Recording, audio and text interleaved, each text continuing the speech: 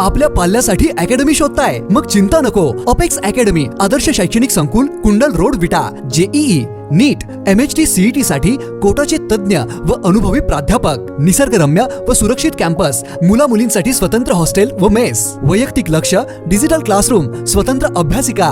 इयत्ता 10वी अपियर विद्यार्थ्यांसाठी मोफत ब्रिज कोर्स दिनांक 1 एप्रिल 2025 पासून सुरू होत आहे. एक वेळ अवश्य भेट द्या आणि आजच आपल्या पाल्याचा प्रवेश निश्चित करा. अपेक्स अकॅडमी, विटा.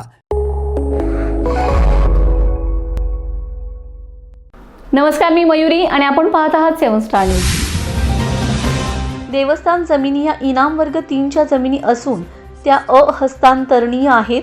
या जमिनीच्या प्रश्नासंदर्भात सर्वसमावेशक निर्णय घेण्यासाठी प्रधान सचिव महसूल यांच्या अध्यक्षतेखाली समिती गठीत करण्यात आली. या समितीच्या अहवालानंतर या संदर्भात कायदा करण्याचे शासनाचे धोरण असल्याचे महसूल मंत्री चंद्रशेखर बावनकुळे यांनी सांगितले. देवस्थान इनाम जमीन संदर्भात सदस्य गोपीचंद पडळकर यांनी विधानसभेत लक्षवेधी उपस्थित केली होती. या लक्षवेधीच्या उत्तरात अधिक माहिती देताना महसूल मंत्री बावनकुळे यांनी सांगितले की प्रधान सचिव महसूल यांच्या अध्यक्षतेखाली गठीत समितीत स्थानिक आणि देवस्थान व्यवस्थापनाशी संबंधित व्यक्तींचा समावेश केला जाईल. देवस्थानाच्या जमिनी शेतकऱ्यांना मिळाव्यात ही शासनाची भूमिका आहे.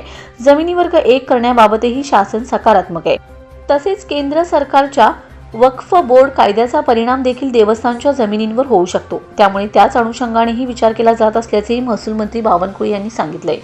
देवस्थान इनाम जमिनीचे 2 प्रकार असून ज्या जमिनी देवस्थानला थेट दान करण्यात आलेत अशा जमिनीला सॉइल ग्रँट म्हणतात, तर ज्या जमिनीबाबत जमिनीचा शेतसारा वसूल करण्याचे अधिकार देवस्थानांना दिले आहेत त्या जमिनींना रेव्हेन्यू ग्रँट असे म्हणतात, असेही महसूल मंत्री बावनकुळे यांनी सांगितले.